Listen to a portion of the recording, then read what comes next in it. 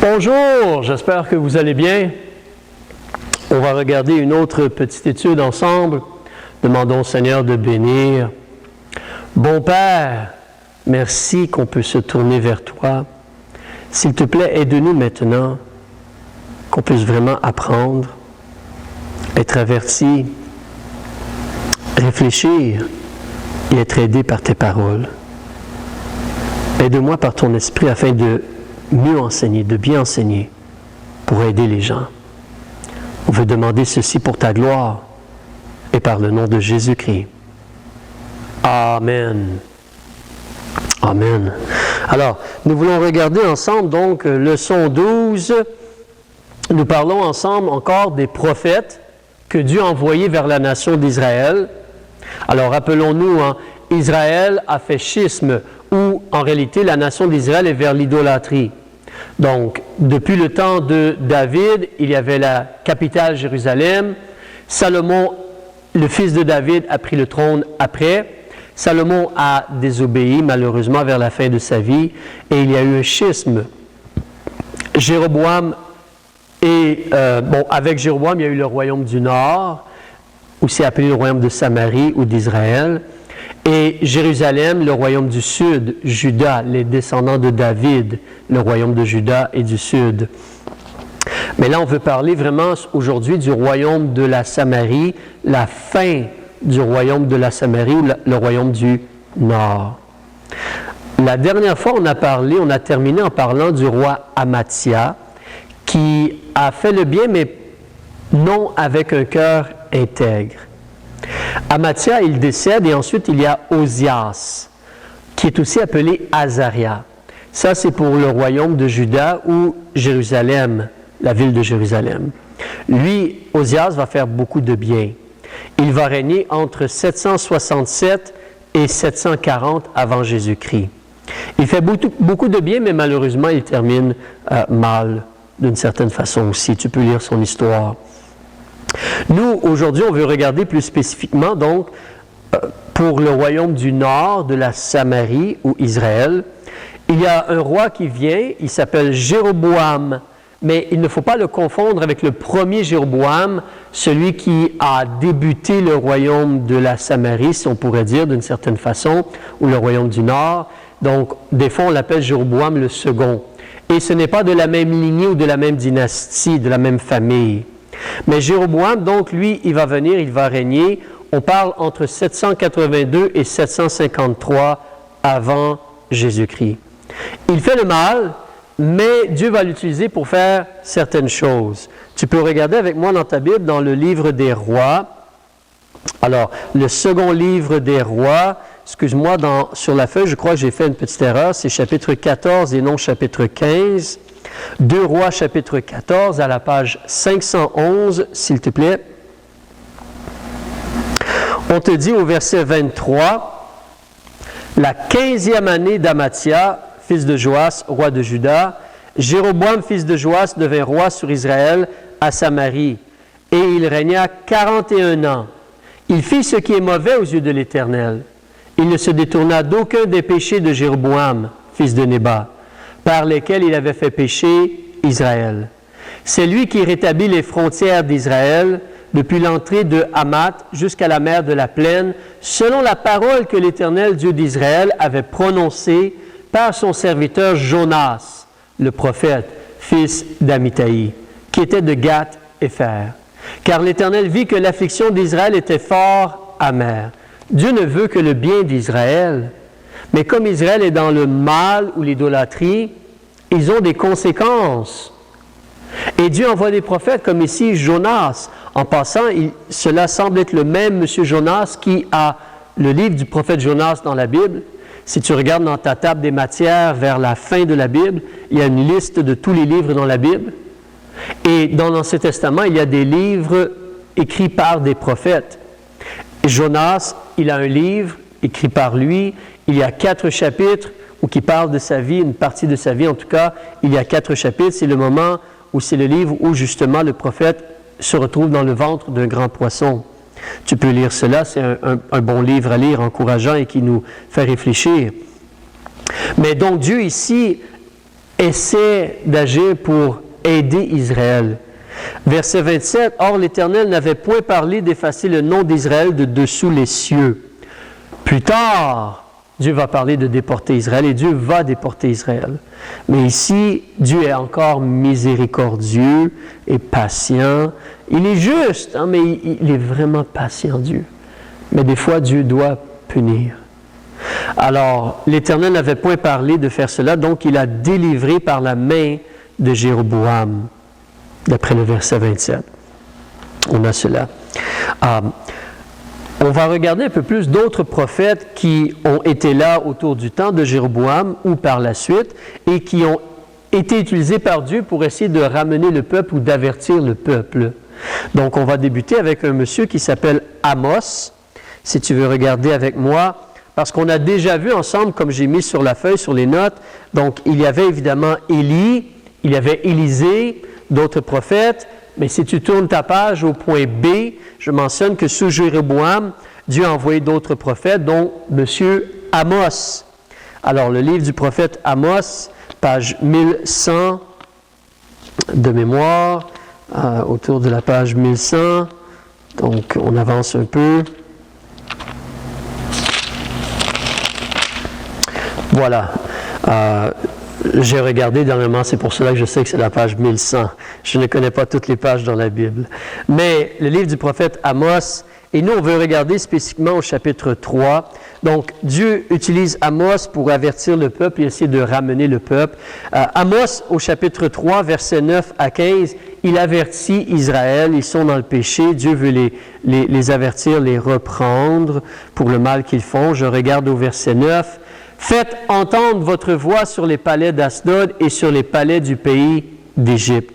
Et dites, assemblez-vous sur les montagnes de Samarie et voyez quel désordre au milieu d'elle et quelle oppression dans son sein. Et ils ne savent pas faire ce qui est droit, dit l'Éternel. Ils amassent la violence et la rapine dans leur palais. C'est pourquoi ainsi a dit le Seigneur, l'Éternel. L'ennemi vient, il entoure le pays, il abattra ta force et tes palais seront pillés. C'est comme un jugement de Dieu. Ainsi a dit l'Éternel, comme un berger sauve de la gueule du lion 2 jambes ou un bout d'oreille, ainsi seront sauvés les enfants d'Israël qui sont assis dans Samarie, à l'angle d'une couche et sur le damas d'un lit. Écoutez et soyez mes témoins contre la maison de Jacob, dit le Seigneur l'Éternel, le Dieu des armées. Qu'au jour où je punirai Israël, Dieu doit juger et punir parce qu'il est juste. Il ne peut pas accepter que les gens continuent à faire le mal. Donc Dieu va exercer la punition sur l'autel de Béthel. Il va abattre la maison d'hiver et la maison d'été au verset 15. Il va y avoir jugement. Si tu avances, même Amos nous avertit au sujet d'une déportation, c'est le chapitre 7. Chapitre 7, le verset 10. Ici, c'est une histoire vraiment intéressante entre le prophète Amos et un homme qui veut l'idolâtrie. Au verset 10, Amathia, le sacrificateur de Béthel, le faux Dieu là, à Béthel, il a dit à Jéroboam, roi d'Israël, « Monsieur Amos, il conspire contre toi. » Donc cela, c'est pendant la vie de ce monsieur-là que je mentionnais tantôt, Jéroboam le second. Mais Amos, il conspire contre toi au milieu de la maison d'Israël. Le pays ne saurait souffrir tous ses discours. Voici ce que dit Amos, Jéroboam mourra par l'épée et Israël sera transporté hors de son pays. C'est un jugement. Amathia, donc ensuite, il dit à Amos, voyant, ça c'est une autre façon de dire quelqu'un qui a des révélations, des messages de Dieu, là. Va, enfuis-toi au pays de Juda et mange-y ton pain, et là tu prophétiseras. Mais ne continue plus à prophétiser à Béthel, c'est le sanctuaire du roi, c'est la maison royale. Amos, qu'est-ce qu'il va faire? Qu'est-ce que toi tu ferais? On te dit de ne pas parler, on te dit de ne pas avertir que c'est mauvais, l'idolâtrie ou le mal. Mais Amos doit donner le message de Dieu. Il doit être fidèle à son Dieu, par la grâce de son Dieu. Alors Amos répondit et dit à Amathia, « Je n'étais ni prophète ni fils de prophète, j'étais un berger et je recueillais des figues sauvages. Or l'Éternel m'a pris derrière le troupeau, et l'Éternel m'a dit, « Va, prophétise à mon peuple d'Israël. » Et maintenant, écoute la parole de l'Éternel, toi, monsieur Amathia, là. Tu dis, ne prophétise pas contre Israël, ne parle pas contre la maison d'Israël, la maison d'Isaac, excuse-moi. C'est pourquoi ainsi a dit l'Éternel, ta femme se prostituera dans la ville, tes fils et tes filles tomberont par l'épée, ton champ sera partagé au cordeau, et toi tu mourras sur une terre souillée, et Israël sera transporté hors de son pays. Transporté hors de son pays. Tu vois, c'est vraiment comme un jugement de Dieu. Ils vont être déportés. Ensuite, il y a un autre prophète qui est venu, M. Osée. Si tu recules avant Amos, il y a Joël, puis Osée. Donc, regarde au chapitre 2 ou à la page 1087, 1087. Osée avertit aussi pour le jugement à cause de leur désobéissance. Je débute au chapitre 2, verset 8. Or, elle n'a pas reconnu que c'est moi qui lui donnais la nourriture, le froment, le mou, l'huile, qui lui multipliait même l'abondance, l'argent et l'or, dont il faisait, avec ce que Dieu leur donnait pour être bénis, l'argent et l'or, il faisait des Baals, des idoles à la place. C'est pourquoi je reprendrai mon froment en son temps, et mon mou en sa saison, et j'enlèverai ma laine et mon lin. Ils vont perdre la bénédiction. Il va y avoir le jugement à la place. Et je découvrirai maintenant sa turpitude aux yeux de ses amants, et nul ne la délivrera de ma main. Au lieu d'être fidèle à Dieu comme une femme fidèle, c'était justement une prostituée ou une femme infidèle, l'idolâtrie, l'adultère spirituel. Je ferai cesser toute sa joie, ses fêtes, ses nouvelles lunes, ses sabbats et toutes ses solennités. Je dévasterai ses vignes et ses figuiers dont il a dit, ce sont là mes salaires que mes amants m'ont donnés. Je les réduirai en forêt et les bêtes des champs les dévoreront. Et je la punirai pour les jours où elle offrait des parfums au Baal, en se parant, de ses bagues et de ses joyaux, et s'en allait après ses amants, et m'oubliait, dit l'Éternel. Dieu va juger. Dieu est patient. Dieu essaie de les avertir, mais ils n'écoutent pas. D'ailleurs, en Osée, regarde ensuite au chapitre 9, s'il te plaît, Dieu parle de les déporter, verset 1. Chapitre 9. Israël, ne te réjouis point et ne sois pas transporté de joie comme les peuples de ce que tu t'es prostitué en abandonnant ton Dieu. Tu as aimé le salaire de la prostitution sur toutes les aires de froment. L'air et la cuve ne les répéteront point et le vin doux leur manquera. Ils ne demeureront pas dans la terre de l'Éternel, Canaan ou Israël, non. Éphraïm retournera en Égypte et il mangera en Assyrie un aliment souillé. Les Assyriens vont venir et déporter Israël. Avance au chapitre 11, verset 5. Ils ne retourneront pas au pays d'Égypte, mais le roi sera Assur, comme les Assyriens, parce qu'ils n'ont pas voulu se convertir. Dieu a agi pour essayer de les reprendre, de les corriger, de les avertir, mais ils n'ont pas voulu se convertir. Ils vont être jugés et déportés. Il y a ensuite M. Michée, si tu avances un peu plus avec moi, vers le chapitre, ou à la page 1112, il y a le prophète Michée. Michée va venir un peu plus tard, lui, mais Michée aussi, il va même prêcher en Juda aussi, pour le royaume de Juda et du sud. Mais il avertit Israël, regarde au chapitre 1, verset 5, tout cela arrivera à cause des crimes de Jacob, à cause des péchés de la maison d'Israël. Quel est le crime de Jacob? N'est-ce pas Samarie?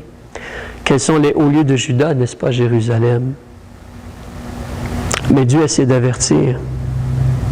Donc, Dieu a envoyé des prophètes. Là, on va voir un peu, donc, la fin du royaume d'Israël, Samarie, le royaume du Nord. Recule avec moi dans le second livre des rois, s'il te plaît. Le second livre des rois, où nous étions tantôt. On va regarder au chapitre 15, s'il te plaît.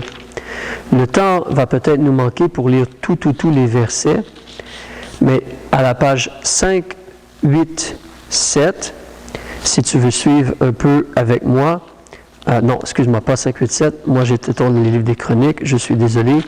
2 Rois, chapitre 15, page 512. 512 dans ta Bible.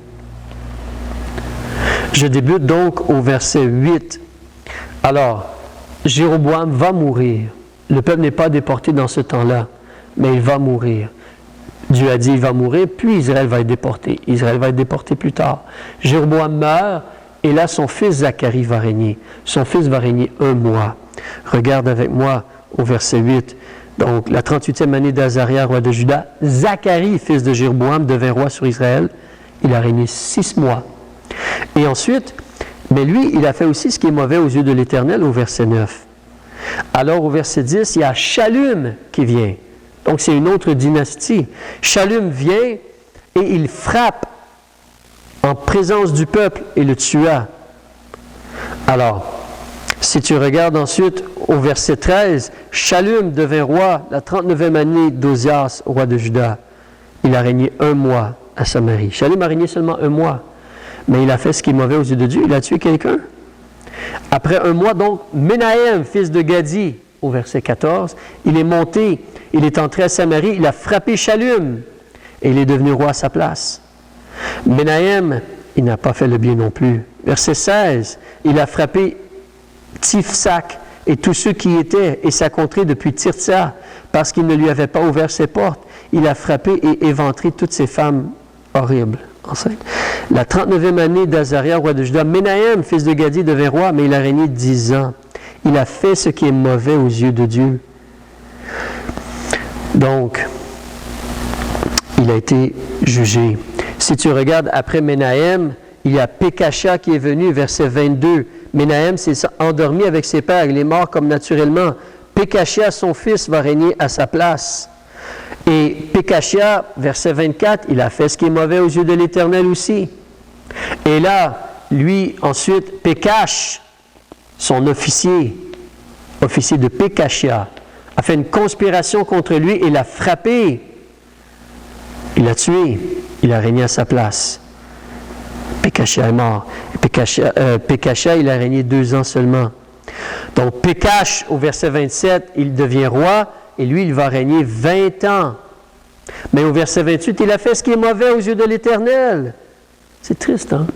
C'est de la méchanceté, de la conspiration, des meurtres, mais c'est le peuple de Dieu. Et les rois se succèdent, les dynasties se succèdent, on tue, on fait conspiration, c'est horrible. Horrible.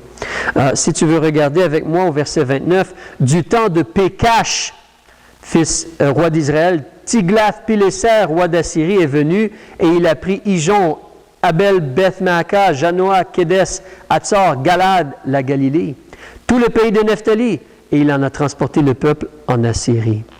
Pas toute, mais une partie donc d'Israël a été transportée en Assyrie. Ici, ce n'est pas fini. Le dernier roi en Israël, c'est M. Osée. On te dit au verset 30 que Osée, il a fait une conspiration contre Pekash, une dernière dynastie, et il a tué donc Pekash, et il est devenu roi à sa place. Là, il faut avancer au chapitre 17, s'il te plaît, page 515. Chapitre 17. D'après le verset 1, la 12e année d'Akaz, roi de Juda, Osée, fils d'Éla, devint roi, il a régné 9 ans. Mais au verset 2, on te dit encore qu'il a fait ce qui est mauvais aux yeux de l'Éternel. Pas toutefois comme les autres, mais il a fait le mal. Et Salmaneser, le roi des Assyriens, a monté contre lui.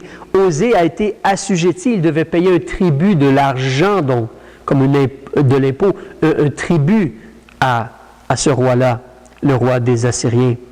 Mais le roi des Assyriens découvrit qu'Osée conspirait, car Osée avait envoyé des députés vers So, roi d'Égypte, et n'envoyait plus au roi d'Assyrie le tribut annuel. Donc le roi des Assyriens l'a enfermé. Alors au verset 6, la 9e année d'Osée, le roi des Assyriens prit Samarie. Il a transporté les Israélites en Assyrie et les a fait habiter à Calak et sur le Kabar, fleuve de Gozan, et dans les villes des Mèdes.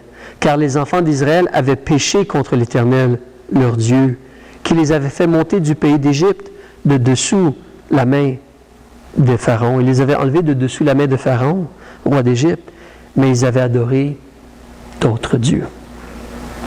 D'autres dieux. C'est vraiment triste. Ils ont été déportés et amenés dans un autre pays, la Syrie. Dans les prochaines études, on va parler un peu plus de l'Assyrie. Mais Dieu a déporté donc Israël. Verset 9, Les enfants d'Israël firent en secret contre l'Éternel leur Dieu des choses qui ne sont pas droites. Ils se sont bâtis des hauts lieux dans toute leur ville, depuis la tour des gardes jusqu'à la ville forte. Si tu regardes au verset 12, ils ont servi les idoles dont l'Éternel leur avait dit, vous ne ferez point cela. Verset 13, Dieu a sommé, comme averti Israël et Juda par chacun de ses prophètes et de ses voyants, leur disant, revenez de vos mauvaises voies, gardez mes commandements et mes statuts selon toute la loi que j'ai prescrite à vos pères. Mais ils n'écoutèrent point au verset 14. Ils ont roidi leur cou là. Non! Comme avait fait leur père qui n'avait point cru à l'Éternel, leur Dieu. Ils ont méprisé les statuts et l'alliance qu'ils avaient traitée avec Dieu. Verset 16. Ils ont abandonné tous les commandements de l'Éternel. Ils se sont fait des images de fonte, des veaux, des emblèmes d'Achéra. Ils se sont prosternés devant toute l'armée des cieux. Ils ont servi Baal. Ils ont même fait passer leurs fils et leurs filles au feu. Au verset 17. Donc Dieu s'irrita fort contre les Israélites et les rejeta de devant sa face. Et là, il ne demeure que la seule tribu de Juda. On va arrêter là.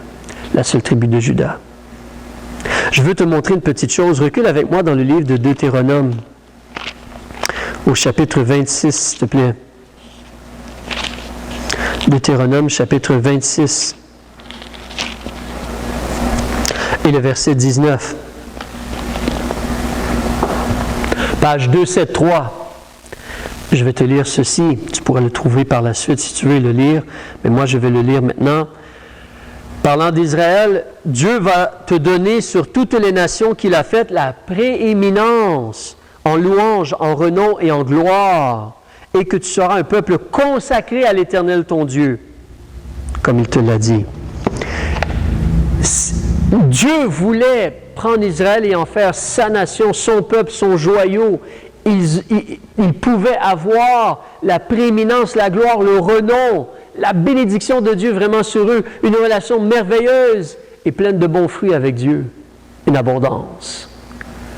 Mais ils ont choisi la rébellion, l'entêtement, la méchanceté, l'idolâtrie, leurs idées à eux, leur voie, leur chemin à eux. Et là, tu vois, Dieu est patient, miséricordieux. Pendant des centaines d'années, Dieu a été patient et miséricordieux. Et Dieu envoyait des prophètes pour essayer de les ramener. Mais là, Dieu juge le royaume du Nord, la Samarie, toutes les tribus sauf Juda dans ce sens-là, et ils sont transportés en Assyrie. Transportés en Assyrie. C'est vraiment triste. C'est vraiment triste et c'est un avertissement. Tu vois, toi et moi, nous ne sommes pas Israël, mais tu as un choix à faire ou tu as fait un choix. Le Dieu de la Bible, le Fils de Dieu, Jésus-Christ, il est venu. C'est lui qui peut effacer tes péchés et seulement Jésus. Faire le bien, c'est une bonne chose, mais faire le bien ne va jamais effacer le mal que tu as fait. Être religieux ne va pas effacer le mal que tu as fait. Et certainement, les sorciers, les fétiches, les marabouts, ça n'efface pas les péchés non plus. Mais il y a un choix. Jésus, c'est le sauveur de tous les êtres humains, Israël et tous les êtres humains. Alors Jésus, il est venu et il s'est occupé de payer la rançon afin que tu sois pardonné et délivré du jugement. Jésus est mort, il a pris tes péchés, mes péchés, notre punition. La colère de Dieu est tombée sur lui. Le châtiment qui nous apporte la paix est tombé sur Jésus. Il a été enseveli, il est ressuscité pour notre justification. Seulement le sang versé de Jésus, sa mort, son ensevelissement, sa résurrection, seulement cela peut couvrir tes péchés. Alors Jésus a dit, repentez-vous, sois prêt à te détourner du mal et crois, place ta confiance dans le travail que Jésus a fait, place ta confiance en Jésus, demande-lui d'être ton sauveur. Si tu as fait cela, Vis comme un disciple de Jésus-Christ. Jésus a dit dans Jean chapitre 10, verset 10, « Je suis venu afin que mes brebis aient la vie et qu'elles soient dans l'abondance. » On ne parle pas d'être riche, mais on parle d'avoir vraiment l'abondance de l'esprit, le fruit de l'esprit. Une vraie vie spirituelle, une vraie relation avec Dieu. Et Dieu s'occupe de nous, il devient notre berger. Mais choisis d'être un disciple de Jésus fidèle. Si tu ne vis pas comme Jésus demande de vivre, c'est toi qui vas perdre. C'est toi qui vas perdre une vie abondante. Ne fais pas ce choix-là. Fais attention, sois averti par Israël, là. Attache-toi à Dieu. Rejette toute idole. Fais attention à ton cœur. Attache-toi à Jésus et aime-le avec tout ton cœur. Demande son aide. Mais essaie de vivre comme lui demande de vivre. Alors que le Seigneur vous bénisse. Bon courage. On se reparle plus tard. Au revoir.